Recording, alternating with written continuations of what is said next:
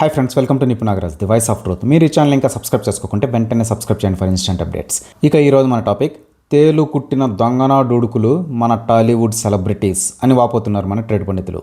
మనకు తెలుసు కదా, ప్రపంచకంలో ఎక్కడా లేని జలసీలు, ద్వేషాలు అన్నీ కూడా మన ప్రఖ్యాత టాలీవుడ్లోనే ఉంటాయని. కానీ అందరూ ఫైకి మాత్రం 500 నోటు మీద ఉన్న మహాత్మా గాంధీలా నవ్వుతూ ఉంటారు.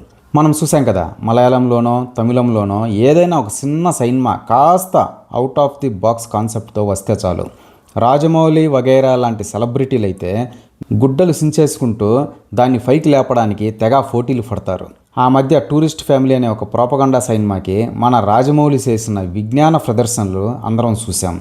ఇక ఇప్పుడు మ్యాటర్లోకి అర్జెంటుగా వెళ్తే, రామ్ చరణ్ పెద్ద సినిమా బాక్స్ ఆఫీస్ సెన్సేషన్ అయింది.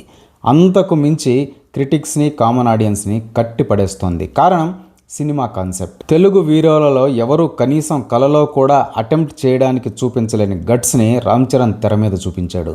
ఒక ఊరి గుర్తింపు కోసం ఒక క్రికెట్ ఆడే కూలీగా, తర్వాత ఒక మల్ల యోధుడిగా, ఆ తర్వాత కాలు పోగొట్టుకొని పారాలింపిక్ ఛాంపియన్గా రామ్ చరణ్ ట్రాన్స్ఫార్మ్ అయిన తీరు, ఎమోషన్స్ పండించిన విధానం, ఒక ఊరి మనుగడ కోసం చేసిన పోరాటం సగటు ప్రేక్షకుణ్ణి కంటతడి పెట్టిస్తోంది. పనిలో పనిగా డిస్ట్రిబ్యూటర్లకు బాక్సాఫీస్ దగ్గర కాసుల వర్షం కూడా కురిపిస్తుంది. నిజానికి ఇది టాలీవుడ్కి ఎంత ప్రైడ్ మూమెంట్. ఇలాంటి అవుట్ ఆఫ్ ది బాక్స్ కాన్సెప్ట్తో ఒక స్టార్ హీరో ముందుకొచ్చి ప్రయత్నించడమే కాకుండా బాక్సాఫీస్ని సైతం కొల్లగొడితే, సాటి సెలబ్రిటీలు తమ వంతుగా కనీసం ఒక అభినందనతో భుజం కాయాలి. కానీ రిలీజ్ ముందు రోజే ప్రీమియర్లు చూసిన రాజమౌళిలు, సందీప్ రెడ్డి వంగలు, సుకుమార్లు ఒక్క మాట కూడా ఇప్పటి వరకు మాట్లాడలేదు. ఇక కాంటెంపరీ హీరోస్ అయిన చిన్న ఎన్టీఆర్, అల్లు అర్జున్, మహేష్ బాబు, ప్రభాస్ లాంటోళ్ళు ఒక్కడు కూడా పెద్ద ఊసే ఎత్తట్లేదు అంటే ఏమనుకోవాలి? ఏం లేదు, ఆ స్టార్ హీరోల బాధంతా మనకు లేని గట్స్ ఇంకోడు చూపించాడే అని.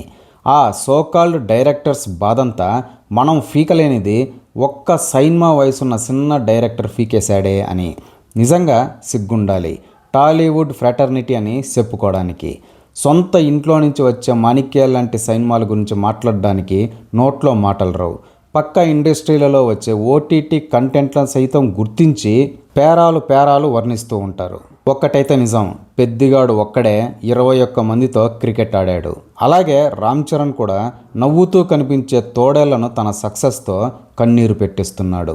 మంచి గురించి చెప్పడానికి ముందుకు రాని ఎవడైనా ముండమోపితో సమానమే.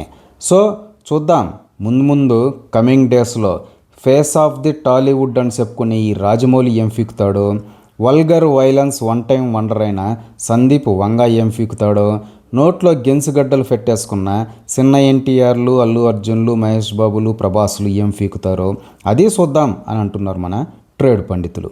ఇదే ఫ్రెండ్స్ ఈరోజు టాపిక్. ఇలాంటి లేటెస్ట్ అండ్ ఇంట్రెస్టింగ్ టాపిక్స్ కోసం please subscribe to Nipu Nagaraj, the voice of truth, and please like, share and comment this video with your valuable opinion. See you again.